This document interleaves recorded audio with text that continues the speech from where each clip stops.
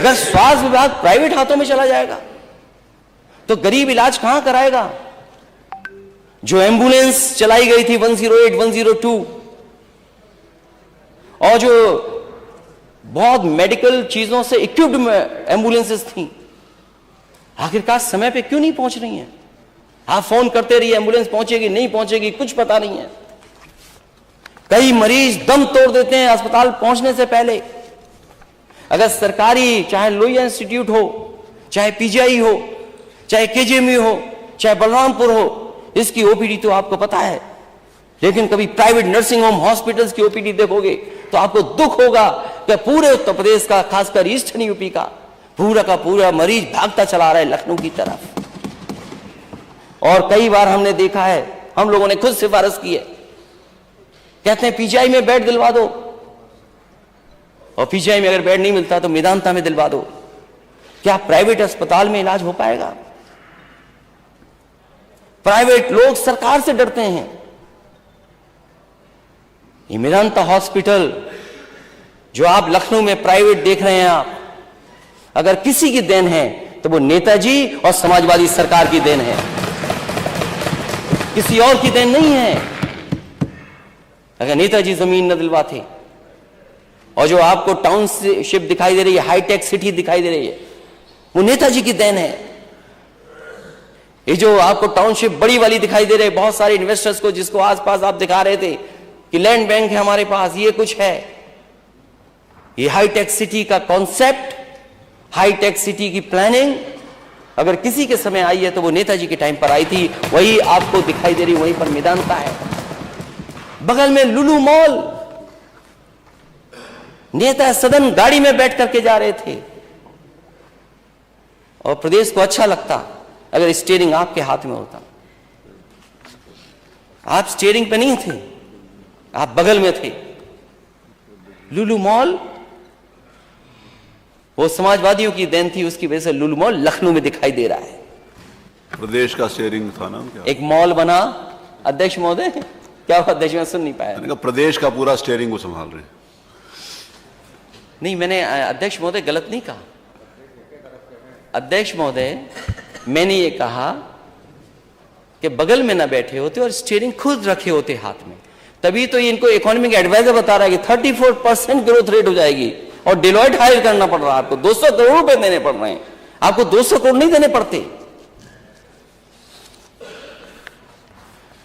लुलु mall और आपके यहां का भी अध्यक्ष महोदय नवीन मार्केट, मैं चाहता था पार्किंग से लेकर के सुंदर बन जाए, अच्छा बन जाए, कम से कम लोग आए, कुछ समय गुजारें, शॉपिंग करने में आसानी हो, क्योंकि अर्बन पॉपुलेशन बढ़ती चली जा रही है।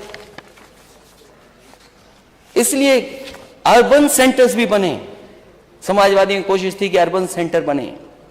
और कई बार यह बात होती है कि सरकार अच्छी चीज नहीं बना सकती, सरकार की चीज ऐसी ही चलती, काम चलाऊ बनती है। इसलिए उस चैलेंज को अध्यक्ष महोदय मैंने स्वीकार किया, और लखनऊ को जो आवास विकास के बजट से, सरकार के बजट से मैंने एक मॉल बनवाया था, जो आज प्लस ये मॉल हो गया। मैं तो कहता हूं ये माननीय सदस्य शायद कोई छूट गया हो जो उस मॉल में ना गया हो, चाहे वो सत्ता पक्ष के हों, चाहे हमारे विपक्ष के साथी हों। आज भी आसपास के शहरों में और दिल्ली तक से बेहतर मॉल अगर कोई दिखाई दे रहा है तो वही जो समाजवादियों ने केवल बनाया था। आपने तो केवल एक काम किया, उसको बेच दिया। नेता सदन को पता लगा, बिका कि नहीं बता मुझे नहीं पता, क्योंकि नेता सदन के जिस माननीय सदस्य से संबंध अच्छे हैं, उसने एक पत्र लिखा था, उसकी जांच कभी नहीं हुई। नेता सदन को पता होगा।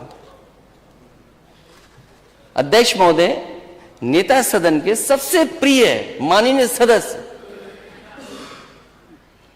उन्होंने खिलाफ चिट्ठी लिखी कि मॉल गड़बड़ बिक गया है, ये नहीं बिकना चाहिए था। क्या ये बात सच है कि नहीं है नेता सदन? और वो मॉल में मैं तो कहूंगा, अगर लुलु मॉल दिख के आए नेता सदन,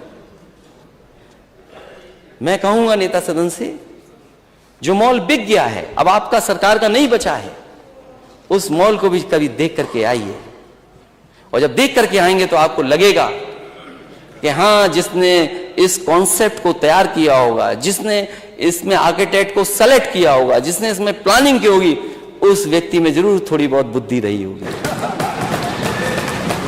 और अगर आपने उस मॉल को नहीं देखा तो नेता सदन आपने दुनिया का कुछ नहीं देखा। और अगर वर्ल्ड इकोनॉमिक फोरम में आप चले जाते तो हम लोग भी खुश होते और कम से कम रास्ता खोल देते कि हमारा एक मुख्यमंत्री वर्ल्ड इकोनॉमिक फोरम में पहुंच गया तो हमें भी मौका मिल जाता, हम भी पहुंच जाते वहां कभी। लेकिन आप ही नहीं जा पाए।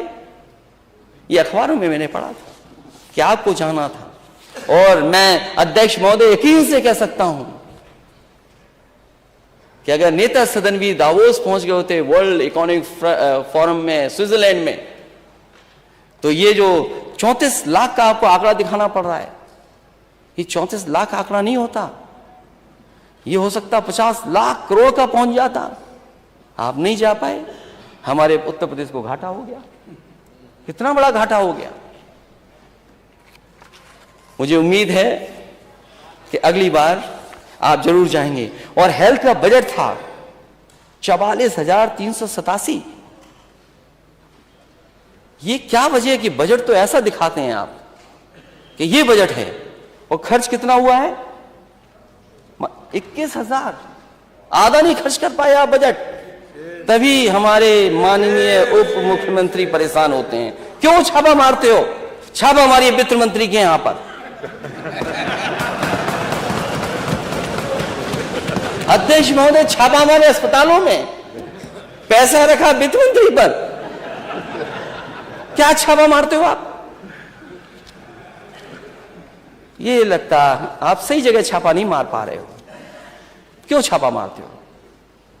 और मुझे अच्छा लगा, हालांकि मैंने गवर्नर स्पीच पे वो बात कही थी, फिर मैं कहता हूं, एक तस्वीर मैंने रसूलाबाद की लगा दी। हमारे डिप्टी सीएम ने इतनी जल्दी साफ करा दिया जिसकी कल्पना नहीं कर सकते। सब स्टाफ, दवाई, सब कुछ पहुंच गया। मैं धन्यवाद देता हूं। लेकिन जो लिफ्ट समाजवादी ने लगवाई थी वो आज भी नहीं चालू है। कम से कम लिफ्ट तो चालू करवा दो। एक जगह की है, लेकिन बुराई आपकी इसलिए नहीं कर सकता हूं क्योंकि आपको बजट ही नहीं दे रही है। अगर 44,000 का बजट है और आपको 21,000 देने, तो ये आपकी गलती नहीं है, आप रॉन्ग नंबर डायल कर रहे हो। तभी आपका मेडिकल कॉलेज नहीं बन पा रहा। और फिर क्यों बनेगा मेडिकल कॉलेज? जो आप सपना देख रहे हो कि मेडिकल कॉलेज चल जाए 45, 54, 50 हर डिस्ट्रिक्ट में हो जाए, पीपीपी पे भी हो जाए। जब वित्त मंत्री जी अपने मेडिकल कॉलेज में नहीं बजट दे रहे हैं। मैंने पहले भी पढ़ा था, फिर पढ़ता हूं मैं। स्वीकृत पद 21, कार्यरत हैं 9 जो प्रोफेसर्स के हैं। असिस्टेंट प्रोफेसर 31 पद, 6 पद केवल हैं वहां पर अभी नौकरी कर रहे हैं। एडिशनल प्रोफेसर 53 जो अभी 30 हैं केवल वहां पर।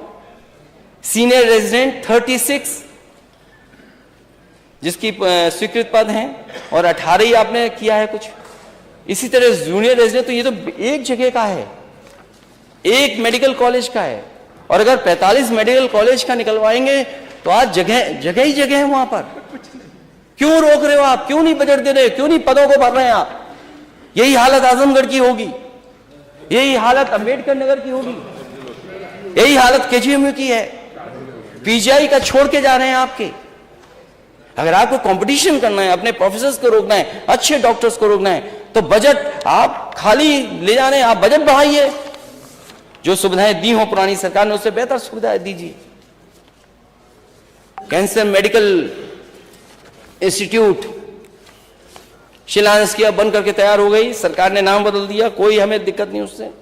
आप बजट क्यों नहीं दे रहे हैं? आप वहां जो हालत है, अभी तक 6 साल में कोई परमानेंट डायरेक्टर नहीं है अध्यक्ष महोदय, कोई परमानेंट डायरेक्टर नहीं वहां पर। 121 फैकल्टी है सैंक्शन, 121 फैकल्टी सैंक्शन है। बताओ है कितनी वहां पर? और मैंने अभी एक सवाल पूछा था कि 93 पोस्ट रिसेंटली एडवर्टाइज हुई, फिर कैंसिल हो गया विज्ञापन। क्या मानक के साथ है कि नहीं है? जो नई medical council, national medical council बनी है, कम से कम डिप्टी सीएम ये देख लेना, आप छापा मारते रहें, अधिकारी एनएमसी के मानक को दूर कर दें। इसलिए कम से कम मानक जो हो वो हों उसके अंदर। क्या सुविधाएं दे पा रहे हैं वहां पर? 6 पे कमीशन तक नहीं लागू कर पा रहे हैं आप। वहां डॉक्टर्स रहेंगे कहां? वर्कफोर्स है ही नहीं उसमें, मेंटेनेंस का कोई इंतजाम नहीं वहां पर। आप जो डॉक्टर्स आएंगे वो रुकेंगे कहां? अगर मरीज आए तो वो रुकें कहां? और कोई भी पब्लिक ट्रांसपोर्ट वहां जाने का नहीं है। इसीलिए कम से कम बजट दिया जाए,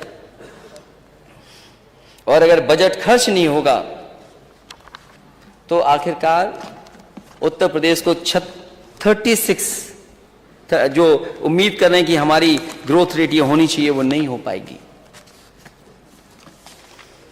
कहीं ऐसा तो नहीं कि आपके पास रेवेन्यू ही नहीं आ रहा हो, कलेक्शन ही ना हो, आप केवल फिगर्स दिखा रहे हो जनता को। जो फिगर्स दिखा रहे हैं आप, केवल दिखाई ही हो फिगर्स। फिर आपका जो संकल्प पत्र है, आप संकल्प पत्र को पॉलिसी में क्यों नहीं ला रहे हैं आप? तो ये संकल्प पत्र किस लिए था? अगर ये संकल्प पत्र था आपका तो विभाग वाइज में बजट दिखाई देता, और जिसमें 1000 करोड़ आप दे रहे हैं आलू टमाटर प्याज के लिए, लहसुन भी जोड़ दीजिए इसमें,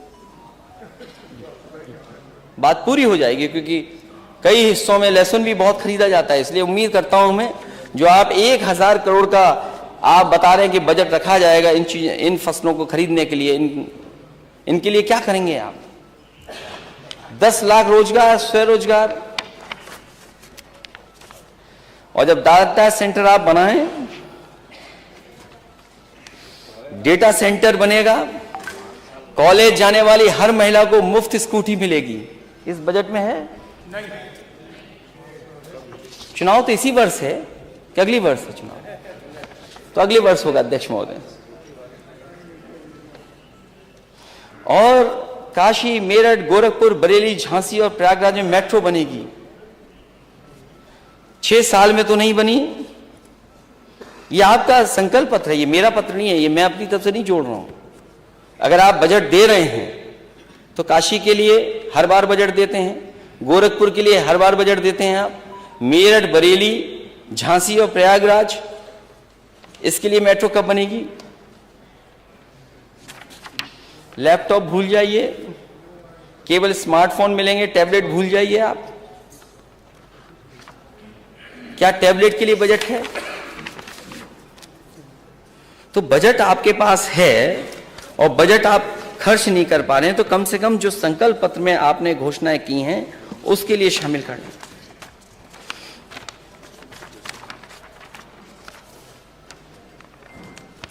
आपकी एग्रीकल्चर ग्रोथ डाउन जा रही है, इंडस्ट्री में आप डाउन जा रहे हैं। अगर एग्रीकल्चर में डाउन जाएंगे और इंडस्ट्री में डाउन जाएंगे तो आप तो कैसे उम्मीद करेंगे कि आपको $1 ट्रिलियन इकोनॉमी आप हासिल कर लेंगे? आपने शिक्षा मित्र की समस्या का समाधान नहीं किया। समाधान शिक्षा मित्रों का अभी तक नहीं हो पाया है। सुना था कि लाखों लोग बुलाए गए थे और कहा गया था कि नारे लगाए जाएंगे तभी उनकी समस्या का समाधान होगा, लेकिन नारे लगा करके वापस चले गए, उनको कुछ हासिल नहीं हुआ। और माननीय सदस्य ओम प्रकाश जी जिस सवाल को उठा रहे थे वो बहुत महत्वपूर्ण सवाल था भर्ती को लेकर के, क्योंकि सरकार ये जीरो टॉलरेंस की बात करती है। सरकार कहती है कि जीरो टॉलरेंस है करप्शन के लिए। भर्ती हुई सब इंस्पेक्टर की, टेक्नोलॉजी का क्या इस्तेमाल किया जिन लोगों ने इसमें करप्शन किया है? एक एक सवाल, 100 सवाल इतनी आसानी से सॉल्व कर दिए और पकड़े गए। न जाने कितने लोग जेल जा चुके हैं। मानी सर, कितने लोग जेल जा चुके हैं? 70 से ज्यादा अध्यक्ष महोदय जेल जा चुके हैं। अगर आप भर्ती में ही जीरो टॉलरेंस नहीं दिखा रहे हैं तो एक तो जीरो टॉलरेंस करप्शन वाला आपका कहां गया, और फिर जो भर्ती पा जाएंगे उनको लॉ एंड ऑर्डर को मेंटेन करने में जीरो टॉलरेंस कैसे देखेंगे आप? एक अभ्यर्थी जेल में था, वो पास हो गया, यही जीरो टॉलरेंस है आपकी करप्शन के लिए। इसमें ये ऐसा भी केस है माननीय सदस्य, माननीय ओम प्रकाश जी, ऐसा भी केस है कि जेल में था एक अभ्यर्थी, वो जेल से पास हो गया। लोग धरने पे रहे, जाने कितने महीने धरने पे बैठे रहे, लेकिन यही जीरो टॉलरेंस है सरकार का। और एक भर्ती में घोटाला नहीं, न जाने कितनी भर्तियों में घोटाला है। और 69,000 वाले बच्चे न जाने कितने दिनों से धरना दे दे करके पीछे चले गए। कितना धरना दिया उन्होंने और चले गए वापस। उनको कोई सुनने वाला नहीं है। सुनवाई तभी होगी जब जाति जनगणना होगी, उससे पहले नहीं सुनवाई होगी, नहीं सुनवाई होगी उससे पहले।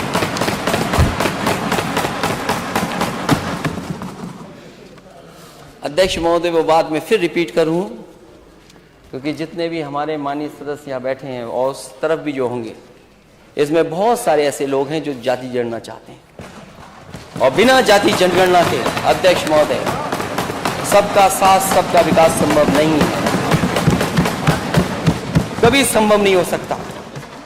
और जो इक्वलिटी की बात है, इक्वलिटी की बात है, जिस पैरामीटर में आप, नीति आयोग भी कह रहा है कि आप नीचे जा रहे हैं, अगर जेंडर इक्वलिटी और इक्वलिटी समाज में तभी संभव है जब जाति की गिनती हो जाए और उनको भी बराबर का हक और सम्मान मिल जाए।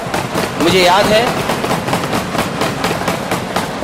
समाजवादी सरकार में 50 लाख से ज्यादा महिलाओं को समाजवादी पेंशन दी जाती थी। 50 लाख 55 लाख तक हो गई थी। और उस समय फैसला ये लिया गया था कि आबादी में जितने उस हिसाब से उनको दिया जाएगा। कुछ लोग जो आबादी के हिसाब से न मिले वो हाई कोर्ट भी गए थे। जब हाई कोर्ट में हार गए तो माने सुप्रीम कोर्ट वो पहुंचे और सुप्रीम कोर्ट में भी हारे। और जो व्यवस्था समाजवादी सरकार ने उस समय समाजवादी पेंशन में की थी कि हर जाति के हिसाब से उनको दिया जाए, वो दे करके दिखाया। और जब सुप्रीम कोर्ट ने टिप्पणी की तो सुप्रीम कोर्ट ने खुद कहा कि इससे अच्छी स्कीम गरीब महिलाओं के लिए कोई नहीं हो सकती। और 36 जातियों को उनको आबादी के हिसाब से सरकार की जितनी भी लाभकारी योजनाएं थी, जिसमें बहुत सारे समाज के लोग थे जो गिनती में नहीं आते, उनको जोड़ने का काम अगर किसी ने किया तो समाजवादियों ने। और मैं आज भी कहता हूं द फ्लोर ऑफ हाउस, हम लोग सरकार से लड़ेंगे जाति जनगणना के लिए। और हम अपने साथियों से भी कहेंगे जो विपक्ष में हमारे साथ हैं, कभी सत्ता में साथ हैं, कि वो भी यहां जाति जनगणना में कम से कम साथ दें।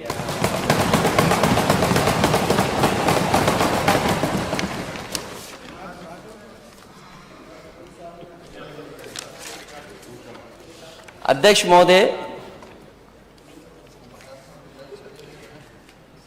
नेता सदन ने एक अखबार की, मुझे नहीं पता कि वो सच्चाई क्या है उसकी, और कहा, हालांकि वो स्लिप ऑफ टंग भी हो सकता है, उन्होंने कहा कि 46 एसडीएम में 56 यादव एसडीएम थे, 86 थे, 46 में 56। अध्यक्ष महोदय,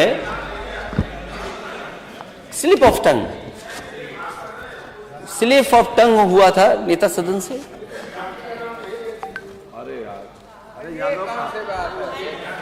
अध्यक्ष महोदय,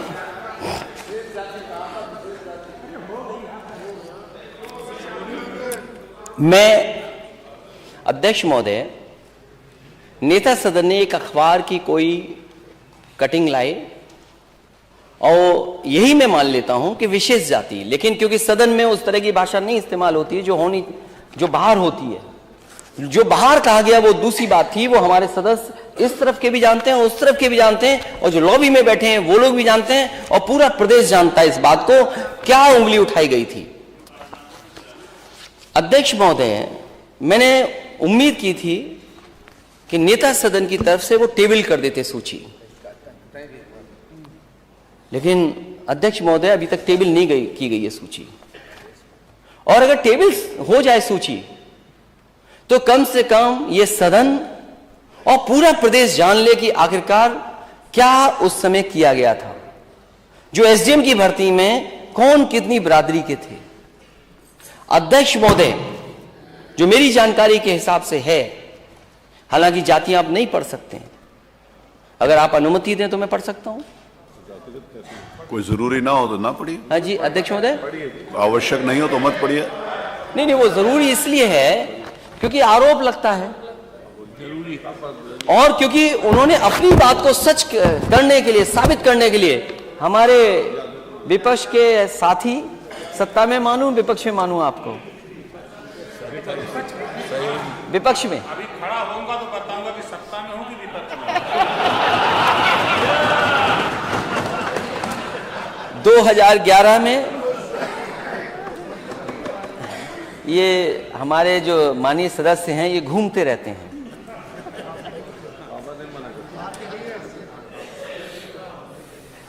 हमारा बहुत पुराना कभी साथ था एक जमाने में, शुरुआती दौर में भी हमारे साथ था, उससे पहले बहुजन समाज पार्टी में भी थे।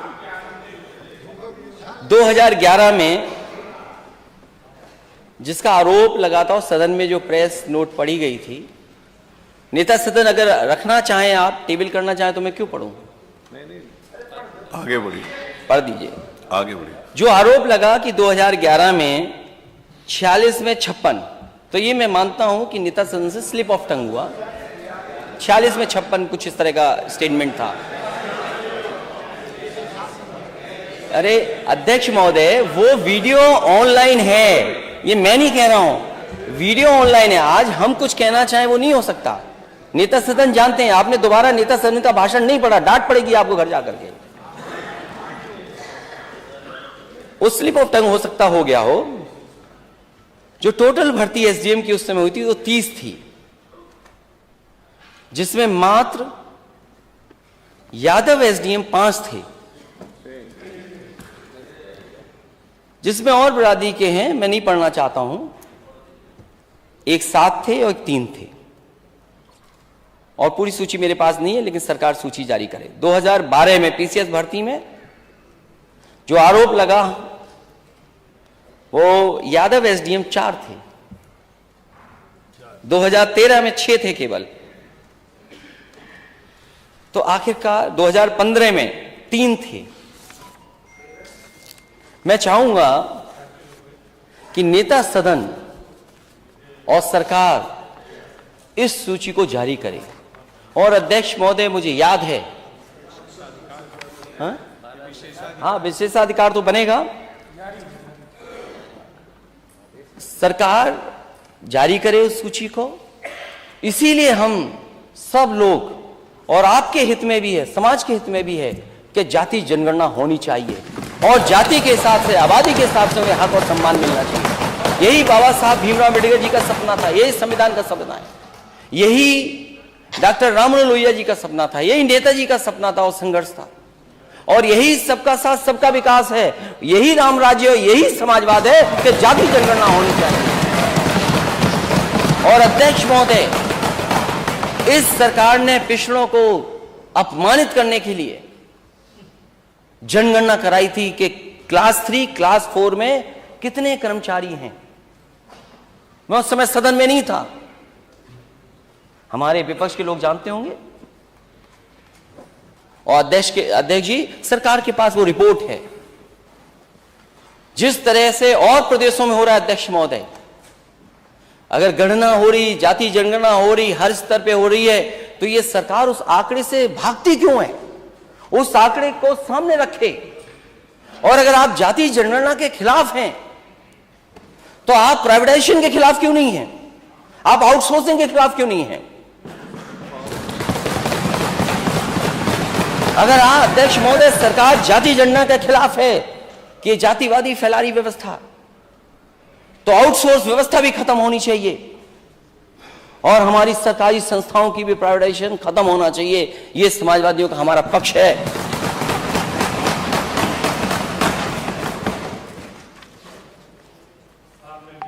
और मैं माननीय सदस्य ओम प्रकाश जी को बधाई देता हूं कि उन्होंने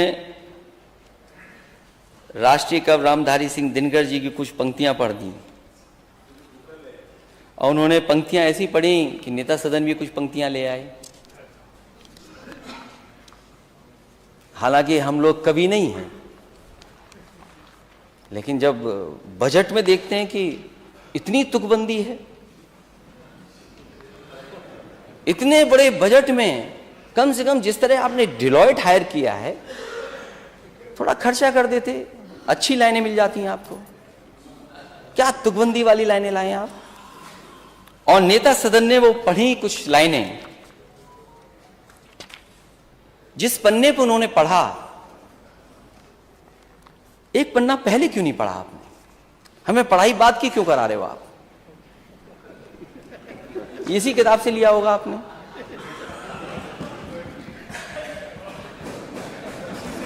हमें आगे की पढ़ाई करा रहे हैं।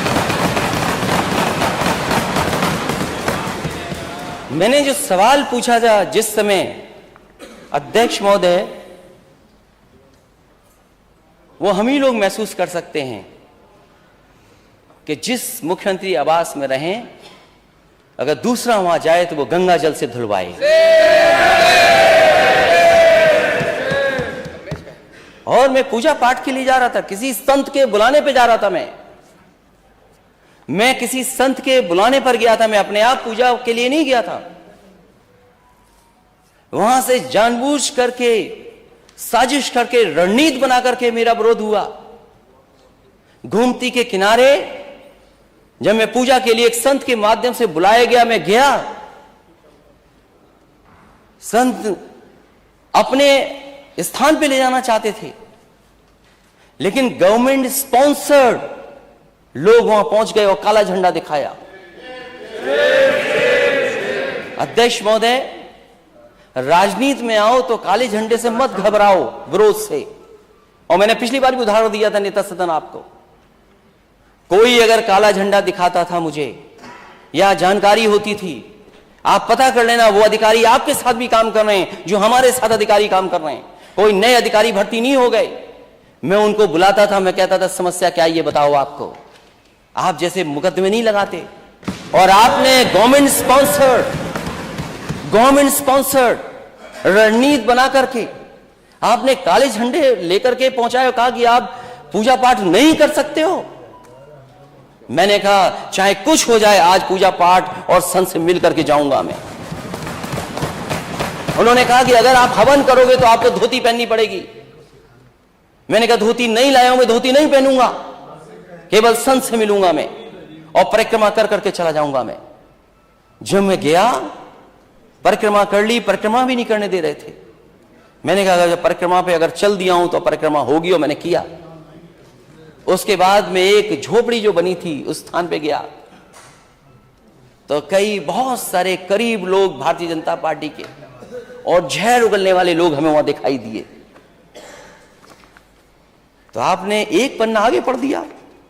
हालांकि अगर जहां आपने पढ़ा उसके अगर और आगे पढ़ते तो शायद हमारी वाली बात आ जाती, लेकिन वो बात आपने नहीं की, क्योंकि आप उतना ही करेंगे जो आपको सूट करेगा। आप वो नहीं कहोगे जो हम लोगों को सूट करेगा। इसलिए आपने अपने हिसाब से पढ़ा। मैं अपने हिसाब से नहीं पढ़ रहा हूं, जो किताब में है वो पढ़ रहा हूं और अपना हिसाब नहीं सोच रहा हूं मैं इसमें। और अगर अपना हिसाब सोचता तो मैं कई और जगह भी है वो पढ़ता। मैं मुख्यमंत्री जी ने जो पढ़ा उसके एक पन्ने पहले मैं पढ़ रहा हूं, उसी कविता और उसी राष्ट्रीय कवि दिनकर जी की द्वंद्व युद्ध के लिए पार्थ को फिर उसने ललकारा। अर्जुन को चुप ही रहने का गुरु ने किया इशारा। कृपाचार्य ने कहा सुनो, हे वीर युवक अनजान, भारत वंश अवतंस पांडु की अर्जुन है संतान। क्षत्रिय है रह राजपुत्र है, वो ही नहीं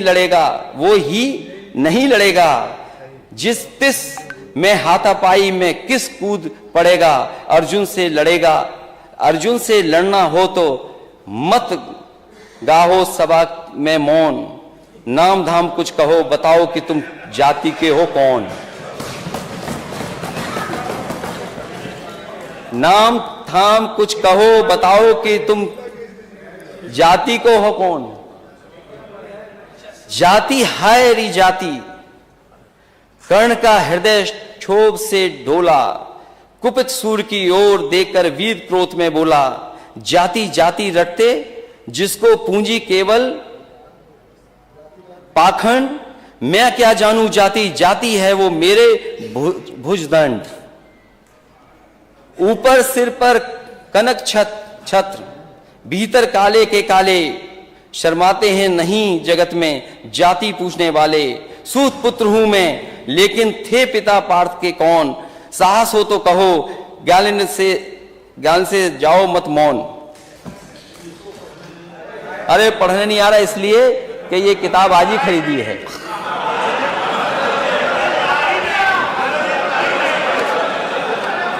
अध्यक्ष महोदय, अध्यक्ष महोदय, हो गया। अध्यक्ष महोदय, ये अध्यक्ष महोदय कह रहे हैं पढ़ना नहीं आता है। चलिए, इन्होंने अभी तक 6 साल में 3x60 सुपरक्रिटिकल थर्मल प्लांट नहीं कहा।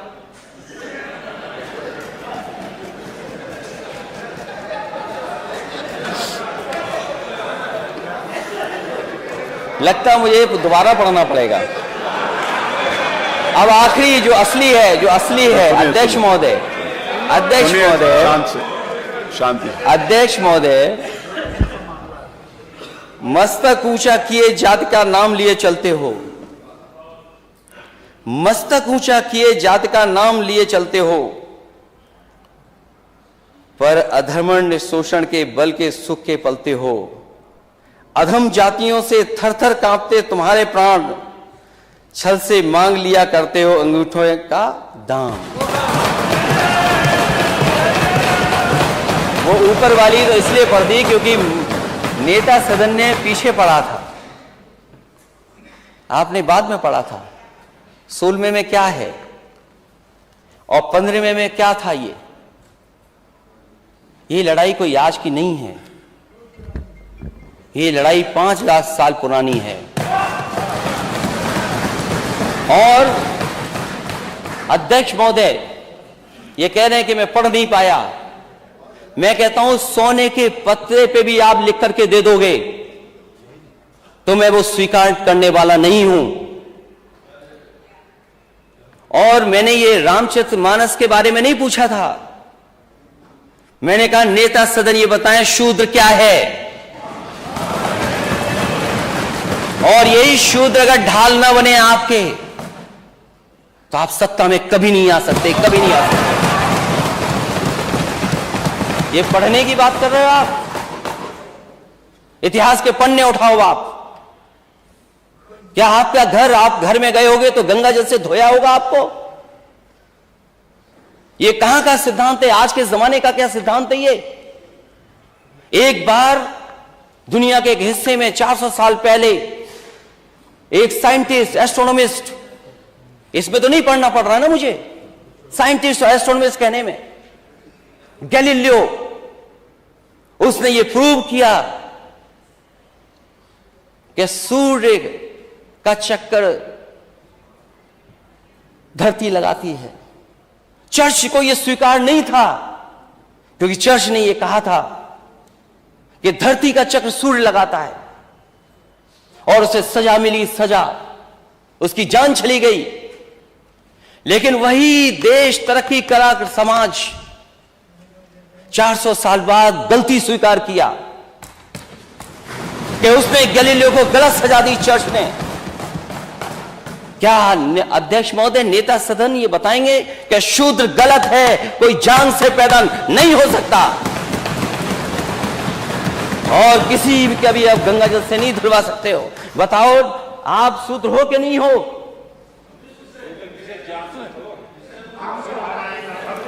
अरे आप कहाँ खड़े हो गए? आपकी बारी आएगी तो बोलो। हाँ, अरे आपकी बारी आएगी तो, अभी तो आपने बोला ना आपकी बारी आएगी तो बोलोगे।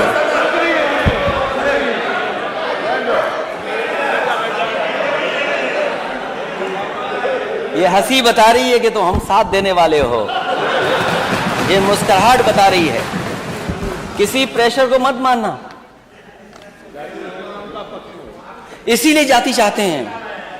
और हम रामचरितमानस के खिलाफ नहीं हैं। किसने कह दिया हम खिलाफ हैं? क्या हमारा स्टेटमेंट नहीं सुना आपने? क्या प्रचार करते हो आप? और भगवान सबके हैं, किसी एक के नहीं है भगवान। क्योंकि चंदा आप लेते हो तो आपके भगवान हो गए, और फिर जो गलत है वो गलत है। आप एक किसी को खड़ा कर दें कि यहां ताड़न का मीनिंग क्या है, हम भी 10 को खड़ा कर सकते हैं ताड़न का मीनिंग क्या है। क्या एक को खड़ा करके ताड़न की भाषा बताएं, मीनिंग बताएंगे आप? ठीक है, हम स्वीकार कर रहे हैं जो है सो है, लेकिन उत्तर प्रदेश की स्थिति क्या है? इसीलिए हम जाति जनगणना चाहते हैं अध्यक्ष महोदय। मैंने लैपटॉप बांटे इस स्टेट में, लैपटॉप। मैं इस स्टेट को आगे ले जाना चाहता था। आप कहते हो लैपटॉप में करप्शन हुआ है? अगर एक भी बता दे इसमें से नेता सदन बताएं करप्शन क्या हुआ, लंबा हुआ है या छोटा हुआ। क्या आप बात करते हैं अध्यक्ष महोदय? एक्सप्रेसवे में घोटाला हुआ है, और जब प्लेन उतारना पड़ा हरक्यूलिस, तो उसी एक्सप्रेसवे पे जो समाजवादियों ने डिजाइन किया था। जानते हो हरक्यूलिस कौन सा हवाई जहाज है? घोटाला।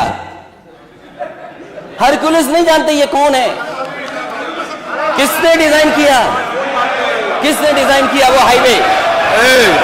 कौन डिजाइन किया हाईवे? आप भी क्या डिजाइन किया हाईवे? अनिल बैठो, बैठिए। अरे पहले बोलना तो सीख लो, वो कर रहे हो, क्या कर रहे हो? अरे बैठिए आप। नहीं, आप माने नहीं था। इधर भी आप लोग भी शांत रहो।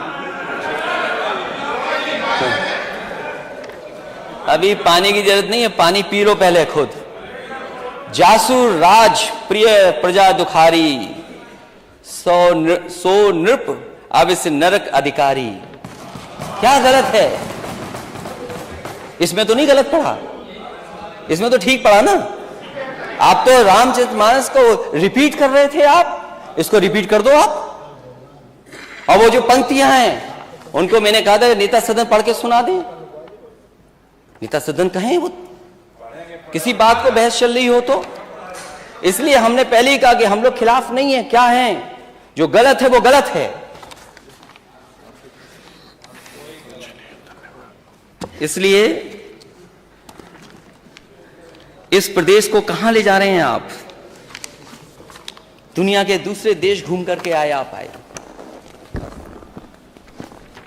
दुनिया के दूसरे देशों। मैंने अपने स्पीच में कहा था कि जिन जिन देशों को देख करके आप आए हैं, क्या उन देशों में कहीं भी एक जगह आपको सड़कों पर छोटा जानवर घूम रहे दिखते हो? और ये सूची लंबी है। अगर हम इस रिपोर्ट को सही माने और सरकार का बजट ठीक माने तो बजट अभी कम है। अगर ये रिपोर्ट ठीक है तो अभी 11 लाख से ऊपर छुट्टा जानवर है प्रदेश में, और 750 के लगभग बजट रखा है। अगर आवारा पशु जो सड़कों पे घूम रहे, अगर उसकी गिनती हो जाएगी तो न जाने कहां पहुंच जाएगी। तो क्या जो मरने वाले लोग हैं, जो जानवर की वजह से एक्सीडेंट हो रहा है, या खेत को बचाने के लिए किसान की जान जा रही है, उसके लिए मैंने मांग की थी कि 10 लाख रुपए उस परिवार की मदद हो, और जो फसल को नुकसान हो उसकी भरपाई हो। और मैं उसकी पूरी सूची जो हमारे पास अभी हुई है, और मैं अपने माननीय सदस्यों से कहूंगा कि मैं तो हासिल कर पाया हूं 2 दिन के अंदर 13 + 8 21 हो गए, और इसमें लंबी सूची है। इसको मैं टेबल करना चाहता हूं अध्यक्ष महोदय, कम से कम ये सरकार देखे, और मैं लंबी सूची देकर के और आपको अपडेट कराऊंगा। ये फैजाबाद की है, आपकी सूची फैजाबाद की है, और ये दोनों रिपोर्ट्स, एक इंडिया टुडे की है और एक जो प्राइवेट संस्था जिसके आंकड़े मैंने बोला था वो रिपोर्ट है। मैं टेबल करूंगा अभी आपको। जब ये सरकार बजट ही नहीं खर्च कर पा रही है तो रोडवेज क्या ठीक होंगे, जहां पर करोड़ों लोग चलते हैं। शिक्षा व्यवस्था में अगर डीबीटी कर रहे हैं आप, तो क्या बच्चों को ड्रेस मिल गई, मोजे मिल गए, स्वेटर, जूते क्या मिल पा रहे हैं उनको? और किताबें तो अभी तो बहुत सी जगह पहुंची नहीं है। अमरोहा में गई थी रद्दी में कुछ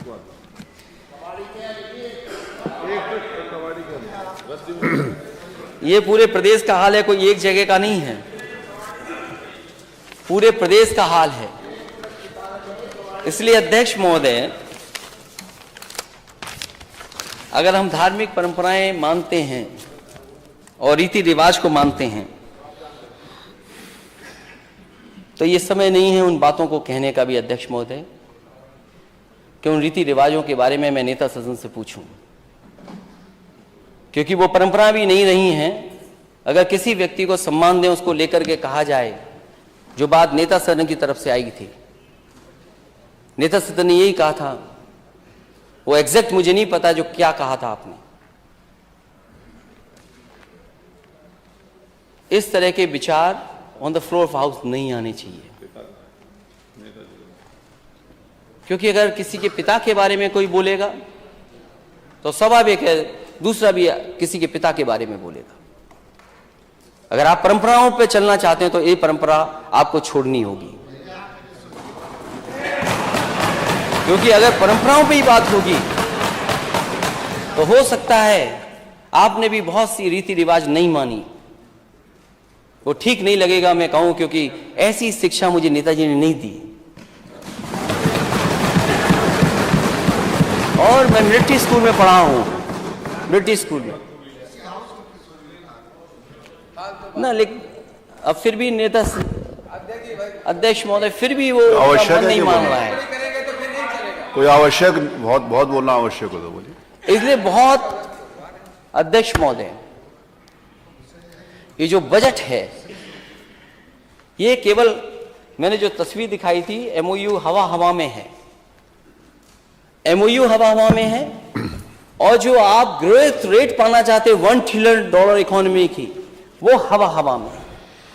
6 साल जिसने ऐसे ही काट दिए हों, वो 4 साल में कैसे हमारे उत्तर प्रदेश की $1 ट्रिलियन इकोनॉमी ले पाएगी? और इस बजट ने पूरे उत्तर प्रदेश के किसान और खासकर नौजवानों को निराश किया है। और जो बड़े बड़े मेले लगे हैं, इन मेलों में जो आए हुए उद्योगपति हैं, आपके बजट से कोई प्रभावित होने वाला नहीं है। और जो सबसे महत्वपूर्ण सेक्टर है एमएसएमई, जिसमें जान फूकनी थी, आप बड़े उद्योग ला रहे हैं, लेकिन एमएसएमई कितने बंद हो रहे हैं, उस दिशा में सरकार ने कोई काम नहीं किया। ये बजट दिशाहीन है, ये बजट उत्तर प्रदेश को $1 ट्रिलियन इकोनॉमी की तरफ नहीं ले जा सकता।